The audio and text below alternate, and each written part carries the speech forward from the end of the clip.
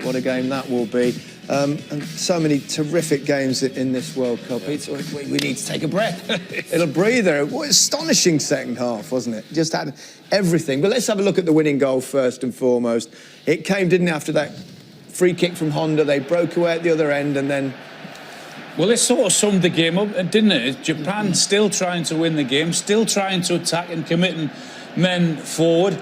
But how quick were Belgium on that attack there? And Chadli, substitute, affected the game, driving in at the far post. Lovely dummy from Lukaku. What I would say is Kevin De Bruyne had a very ineffective game by his standards today. And when it mattered most, he had the opportunity to break in the last minute of the game.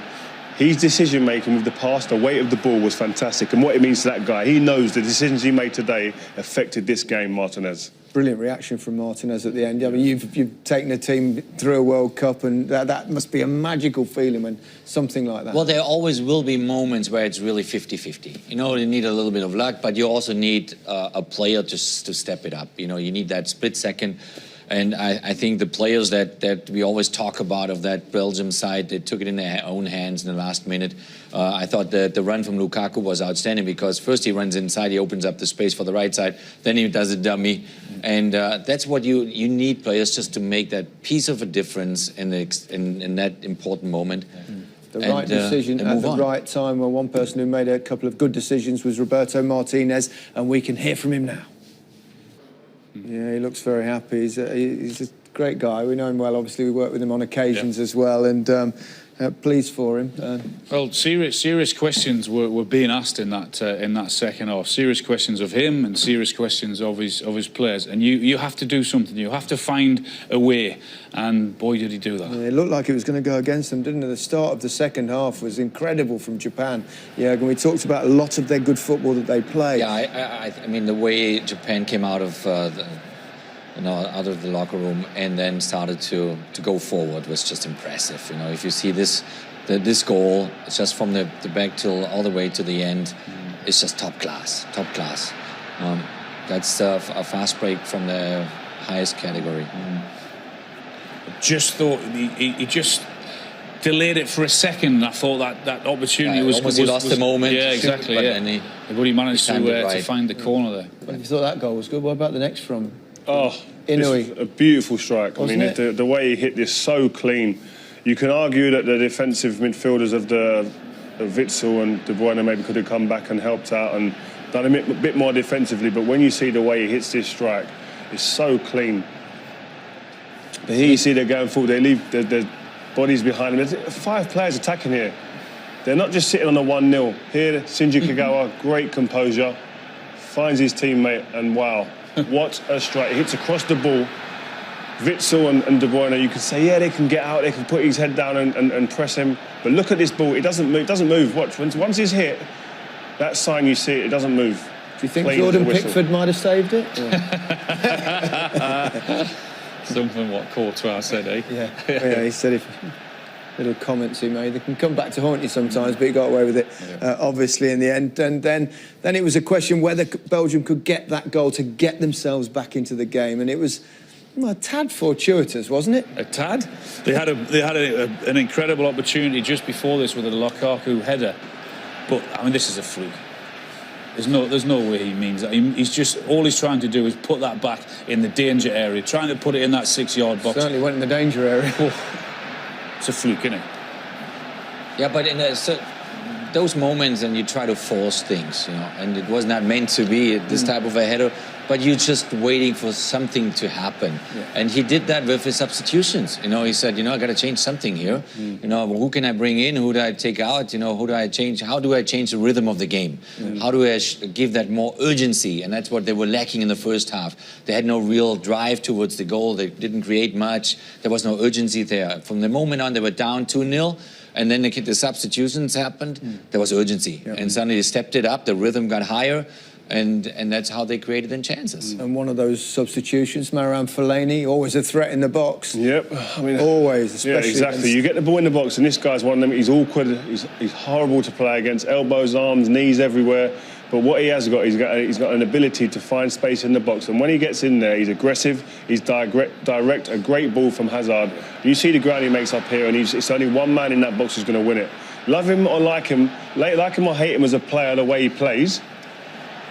I don't know. People might say, "Oh, he's not stylish, etc." But what he is, he's effective. He comes on, and he makes balls in and around that box, and he makes it difficult for defenders. But the impressive thing is that you can go both ways. That team, if they want to go direct like that, and we said before the game that they might struggle from crosses because of the height. Okay, they were desperate. They had to change something. They brought the big guy on, and all of a sudden they start putting balls into the box. But now have a look at the winning goal.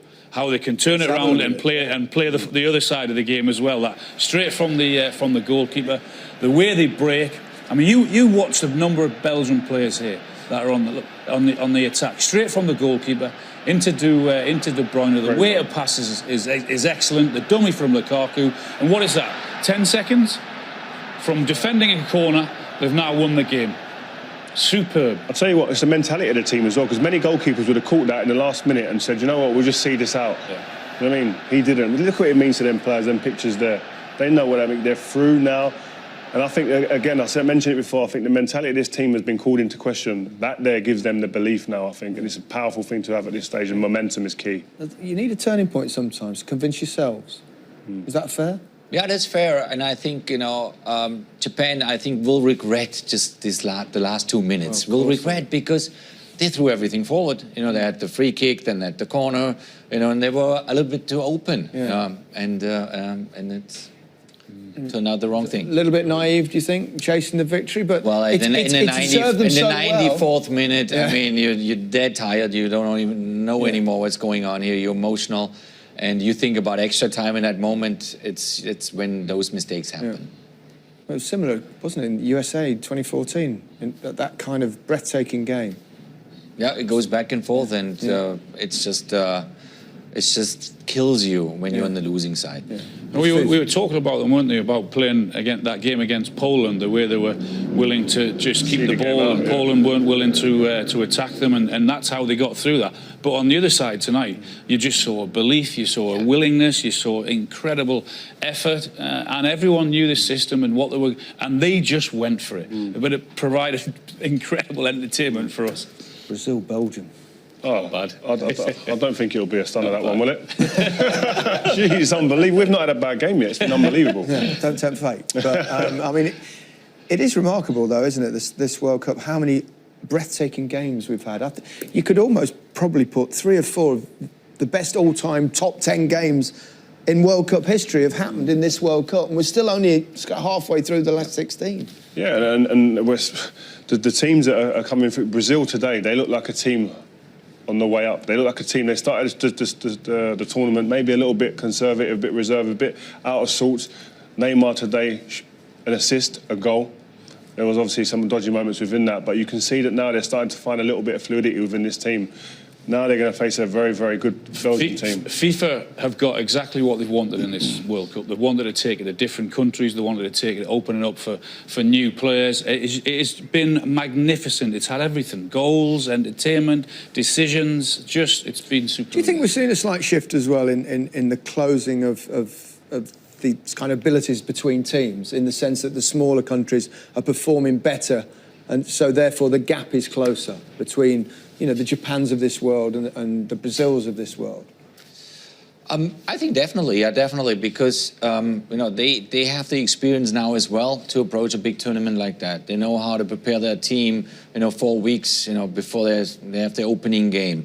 They know how to calculate through, and and that gives them confidence going into a tournament like that. You maybe expect a little bit more from the African side, from certain teams, Central America. But it's an exciting World Cup. It's exhilarating. It's tactically interesting as well. We've seen teams playing very different styles, some deep, some forward. But these sort of games... when two teams on the front foot, and they go for it, it makes for fantastic viewing for us guys. And I think it is great. But also another thing, we expected Cristiano Ronaldo, we expected Messi to be the guys that ran this tournament. This could be the change in the guard almost. You've got the Mbappes, you've got the likes of the Lukakus, the Kevin De Bruyne's, and you've got the Neymars. It's the names are rolling off the tongue, and it's a new age. Harry Kane. We need some more English players to even step up and become them players as well. I mean, it makes for mouth-watering football. It really does.